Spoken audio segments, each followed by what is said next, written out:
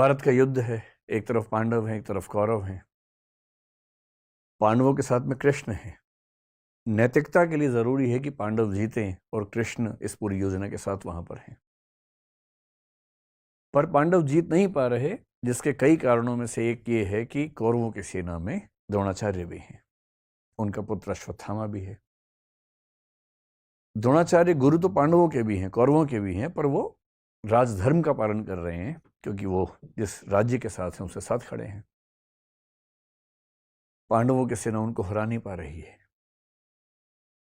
और अंत में कृष्ण को समझ में आता है कि पांडवों को जितवाने के लिए कुछ कूटनीति का सहारा लेना होगा।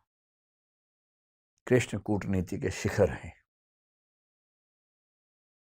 वो युधिष्ठिर से एक बात कहते हैं, पर युधिष्ठिर तैयार नहीं है एक गलत बात कहने के लिए। और अंत में कृष्ण अपनी पूरी कूटनीतिक ताकत का इस्तेमाल करके सिचुएशंस बनाते हैं। एक हाथी अश्वत्थामा नाम का, उसकी हत्या होती है। बात फैलाई जाती है कि अश्वत्थामा मारा गया। अश्वत्थामा द्रोणाचार्य के पुत्र का नाम भी है और द्रोणाचार्य अचानक हताश होने लगते हैं। उन्हें फिर भी लगता है कि एक बार मैं खबर को ऑथेंटिकेट कर लूं, प्रामाणिक है या नहीं चेक तो कर लूं।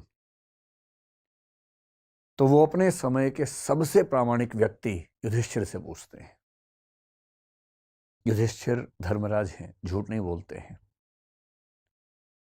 पूरी पांडवों की सेना ने, टीम ने जब उनसे कहा, वो तब भी तैयार नहीं हुआ कि मैं झूठ नहीं बोलूंगा। लेकिन अब झूठ नहीं है। अश्वत्थामा की हत्या हुई है, हाथी की हुई है, तो क्या हुआ, हुई तो है ही। और तब भी वो चाह रहे हैं कि मैं पूरी बात बोलूं। द्रोणाचार्य ने पूछा, क्या अश्वत्थामा मारा गया?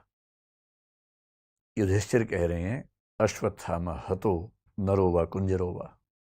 अश्वत्थामा मारा गया, आदमी था या हाथी था। लेकिन जैसे ही नरो वा कुंजरो वा कह रहे हैं, ठीक उसी क्षण में बहुत तेज शंख बजता है कृष्ण का, और उस शंख की आवाज में द्रोणाचार्य सुन नहीं पाते पूरी बात। और क्योंकि वो सुनते हैं सिर्फ इतना कि अश्वत्थामा मारा गया, वो हताश हो जाते हैं, हथियार छोड़ देते हैं, युद्ध भूमि में जमीन पर टिक के बैठ जाते हैं।